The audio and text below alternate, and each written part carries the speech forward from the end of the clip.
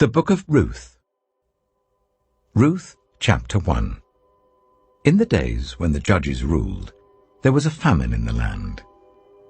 So a man from Bethlehem in Judah, together with his wife and 2 sons, went to live for a while in the country of Moab. The man's name was Elimelech. His wife's name was Naomi, and the names of his 2 sons were Mahlon and Chilion. They were Ephrathites from Bethlehem, Judah, and they went to Moab and lived there. Now Elimelech, Naomi's husband, died, and she was left with her 2 sons. They married Moabite women, one named Orpah and the other Ruth. After they lived there about 10 years, both Mahlon and Chilion also died, and Naomi was left without her 2 sons and her husband. When Naomi heard in Moab that the Lord had come to the aid of his people by providing food for them, she and her daughters-in-law prepared to return home from there. With her 2 daughters-in-law, she left the place where she had been living and set out on the road that would take them back to the land of Judah. Then Naomi said to her 2 daughters-in-law, "Go back, each of you, to your mother's home. May the Lord show you kindness, as you have shown kindness to your dead husbands and to me. May the Lord grant that each of you will find rest in the home of another husband." Then she kissed them goodbye, and they wept aloud, and said to her, "We will go back with you to your people." But Naomi said, "Return home, my daughters. Why would you come with me? Am I going to have any more sons who could become your husbands? Return home, my daughters. I am too old to have another husband. Even if I thought there was still hope for me, even if I had a husband tonight and then gave birth to sons, would you wait until they grew up? Would you remain unmarried for them? No, my daughters. It is more bitter for me than for you, because the Lord's hand has turned against me." At this they wept aloud again. Then Orpah kissed her mother-in-law goodbye, but Ruth clung to her. "Look," said Naomi, "your sister-in-law is going back to her people and her gods. Go back with her." But Ruth replied, "Don't urge me to leave you or to turn back from you. Where you go, I will go, and where you stay, I will stay. Your people will be my people, and your God, my God. Where you die, I will die, and there I will be buried. May the Lord deal with me, be it ever so severely, if even death separates you and me." When Naomi realized that Ruth was determined to go with her, she stopped urging her. So the 2 women went on until they came to Bethlehem. When they arrived at Bethlehem, the whole town was stirred because of them, and the women exclaimed, "Can this be Naomi?" "Don't call me Naomi," she told them. "Call me Mara, because the Almighty has made my life very bitter. I went away full, but the Lord has brought me back empty. Why call me Naomi? The Lord has afflicted me. The Almighty has brought misfortune upon me." So Naomi returned from Moab, accompanied by Ruth the Moabite, her daughter-in-law, arriving in Bethlehem as the barley harvest was beginning.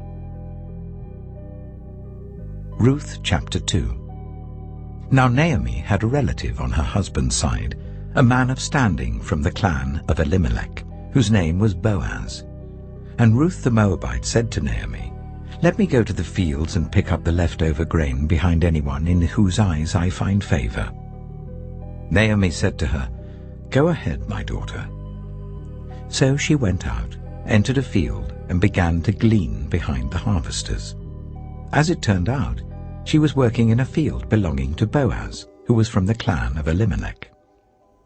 Just then Boaz arrived from Bethlehem and greeted the harvesters. "The Lord be with you." "The Lord bless you," they answered. Boaz asked the overseer of his harvesters, "Who does that young woman belong to?" The overseer replied, "She is the Moabite who came back from Moab with Naomi. She said, 'Please let me glean and gather among the sheaves behind the harvesters.' She came into the field and has remained here from morning till now, except for a short rest in the shelter." So Boaz said to Ruth, "My daughter, listen to me.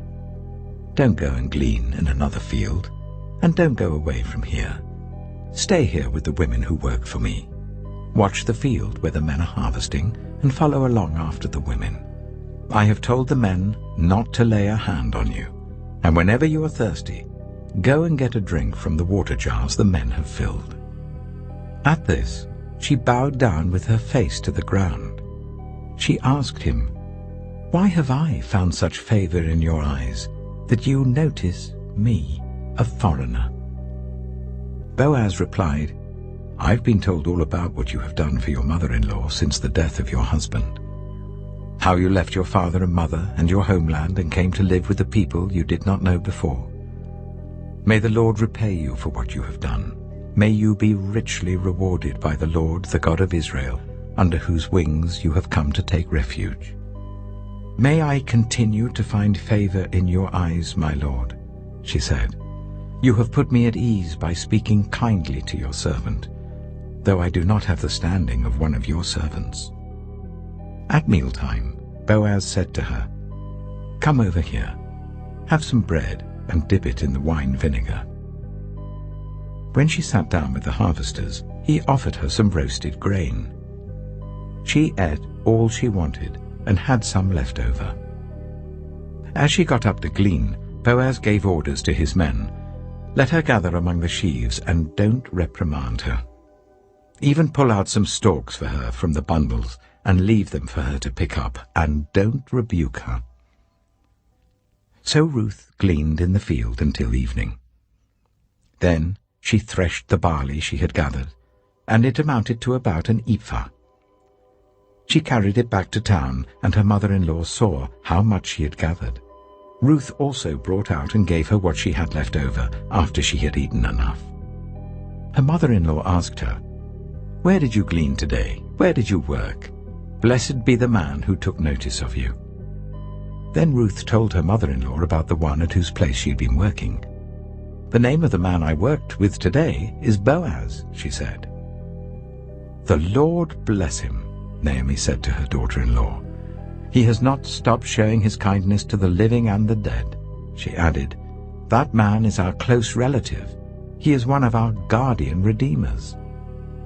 Then Ruth the Moabite said, "He even said to me, 'Stay with my workers until they finish harvesting all my grain.'"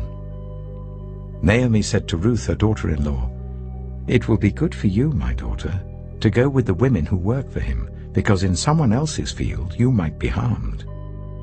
So Ruth stayed close to the women of Boaz to glean until the barley and wheat harvests were finished, and she lived with her mother-in-law. Ruth chapter 3. One day, Ruth's mother-in-law, Naomi, said to her, "My daughter, I must find a home for you, where you will be well provided for. Now Boaz, with whose women you have worked, is a relative of ours. Tonight he will be winnowing barley on the threshing floor. Wash, put on perfume, and get dressed in your best clothes. Then go down to the threshing floor, but don't let him know you are there until he has finished eating and drinking. When he lies down, note the place where he's lying. Then go and uncover his feet and lie down. He will tell you what to do." "I will do whatever you say," Ruth answered.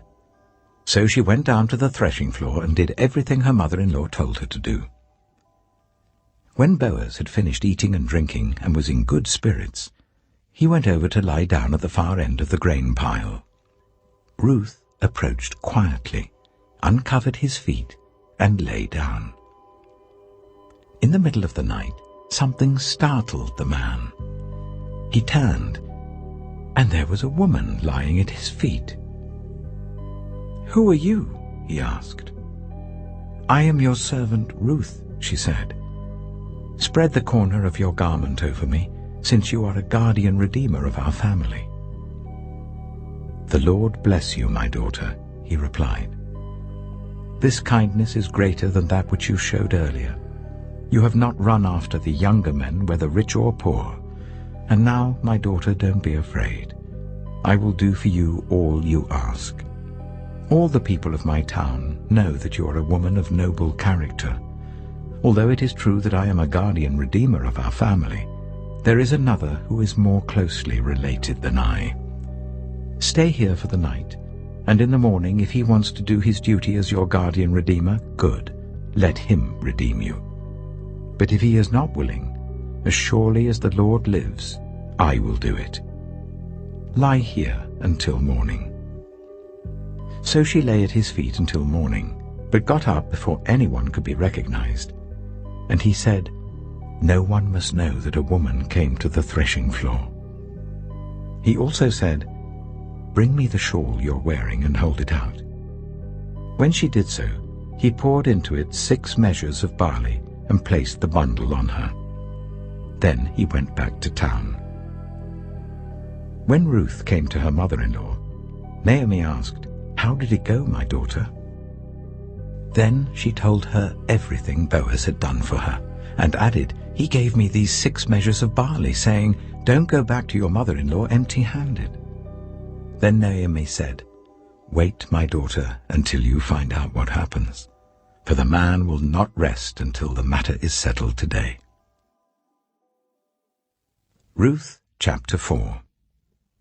Meanwhile, Boaz went up to the town gate and sat down there just as the guardian redeemer he had mentioned came along. Boaz said, "Come over here, my friend, and sit down." So he went over and sat down.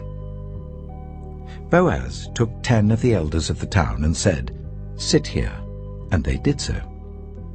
Then he said to the guardian redeemer, "Naomi, who has come back from Moab, is selling the piece of land that belonged to our relative Elimelech.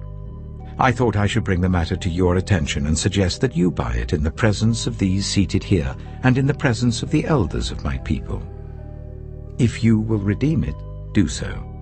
But if you will not, tell me, so I will know. For no one has the right to do it except you, and I am next in line." "I will redeem it," he said. Then Boaz said, "On the day you buy the land from Naomi, you also acquire Ruth the Moabite, the dead man's widow, in order to maintain the name of the dead with his property." At this the guardian redeemer said, "Then I cannot redeem it, because I might endanger my own estate. You redeem it yourself. I cannot do it." Now in earlier times in Israel, for the redemption and transfer of property to become final, one party took off his sandal and gave it to the other. This was the method of legalizing transactions in Israel. So the guardian redeemer said to Boaz, "Buy it yourself." And he removed his sandal. Then Boaz announced to the elders and all the people, "Today you are witnesses that I have bought from Naomi all the property of Elimelech, Kilion, and Mahlon. I have also acquired Ruth the Moabite, Mahlon's widow, as my wife, in order to maintain the name of the dead with his property, so that his name will not disappear from among his family or from his hometown. Today you are witnesses."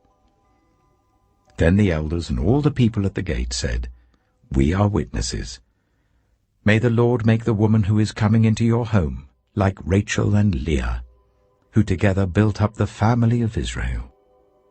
May you have standing in Ephrathah and be famous in Bethlehem. Through the offspring the Lord gives you by this woman, may your family be like that of Perez, whom Tamar bore to Judah." So Boaz took Ruth, and she became his wife. When he made love to her, the Lord enabled her to conceive, and she gave birth to a son. The women said to Naomi, "Praise be to the Lord, who this day has not left you without a guardian redeemer. May he become famous throughout Israel. He will renew your life and sustain you in your old age. For your daughter-in-law, who loves you and who is better to you than 7 sons, has given him birth." Then Naomi took the child in her arms and cared for him. The women living there said, "Naomi has a son." And they named him Obed. He was the father of Jesse, the father of David. This, then, is the family line of Perez. Perez was the father of Hezron. Hezron the father of Ram. Ram the father of Amminadab. Amminadab the father of Nahshon, Nahshon the father of Salmon, Salmon the father of Boaz, Boaz the father of Obed, Obed the father of Jesse, and Jesse the father of David.